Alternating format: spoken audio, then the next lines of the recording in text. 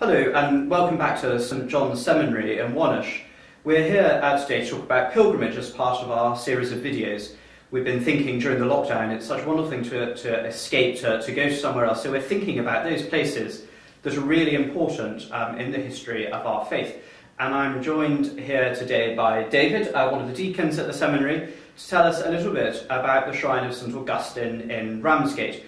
So first of all, David, St Augustine, we're not thinking about St Augustine of Hippo, the North African bishop who wrote the Confessions. We're thinking about somebody different, aren't we? Indeed. So, of course, St Augustine of Hippo is a very great saint, a doctor of the church, and certainly a very influential figure. But particularly for us in England, when we mention St Augustine, we're also thinking, of course, of St Augustine of Canterbury, who is widely known as the Apostle to the English, precisely because he was sent here by Pope Gregory the Great, Pope St Gregory the Great, in 597 to convert the English, and that was the work he devoted the rest of his life to.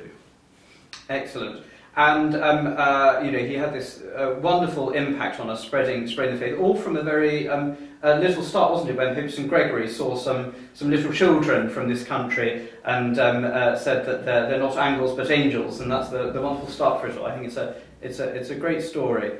And the church dedicated to him that we're thinking about in Ramsgate is obviously much more recent than that. It's built a couple of hundred years ago, is that right? Yes, so the shrine church in Ramsgate was designed and built as the personal church of Augustus Pugin, who is one of probably the great Catholic figures in the 19th century, a convert to the Catholic faith, and someone who really sought to draw England back to the Catholic faith through architecture, through culture, through all of the things which we might associate with, particularly with medieval Catholic England.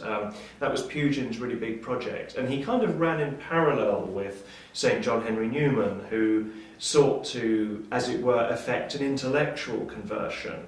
Whereas Pugin felt that particularly for the ordinary man and woman, architecture, art and other things would speak to their soul much more deeply than simply just a very good theological sermon on a particular subject. Yeah, so we associate him, don't we, with that revival of what we call the Gothic style of architecture, the pointy arches that point upwards to God, and probably the most famous building that he worked on was the Houses of Parliament, which obviously everybody will have seen, and it's that style that he employs here in Ramsgate. So, and then the church, obviously that was a little while ago, but more recently was dedicated as a shrine to St Augustine. Exactly. So, as I mentioned, Pugin built. This was the only church that he built that was actually his church. He was in charge of the project. So he writes very passionately about this church as being the only church he got to design where he wasn't sort of having to take into account what somebody else wanted. This was a church that he paid for,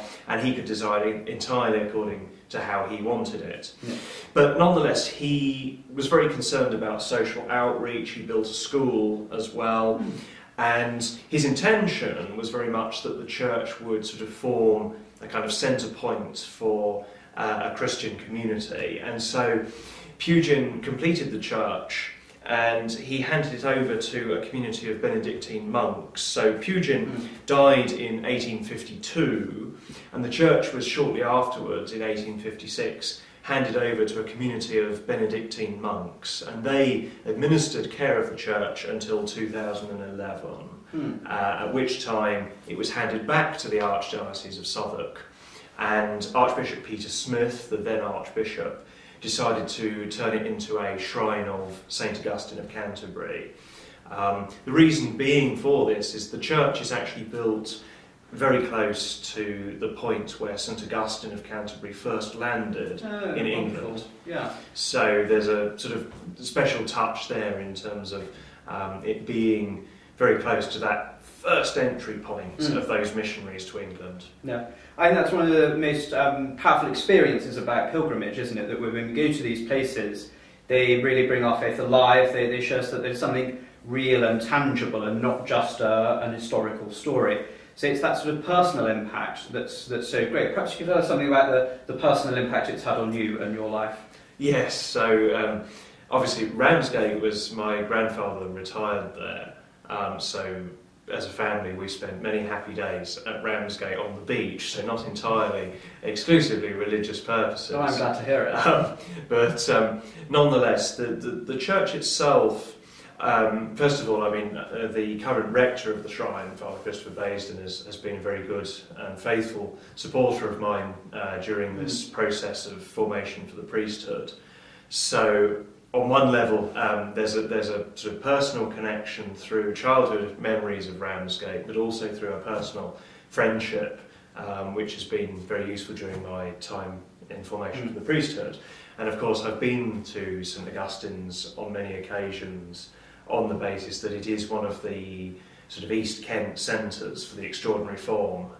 So I've assisted there as subdeacon and more recently deacon.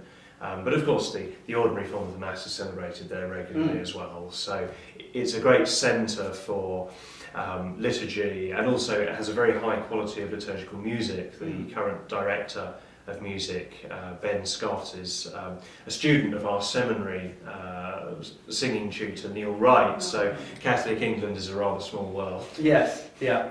Wonderful. And it's so good to think that there's somewhere we can go that's not too far away. I mean, it sounds silly, doesn't it? But I think many of us Catholics think about Lourdes or Rome or the Holy Land or something, but England is a land of saints and this is a place we can visit. Absolutely, and so on one level you're connecting with different points in history. So you're connecting with the 597 landings of St Augustine of Canterbury, where Christianity, particularly in the south of England, began.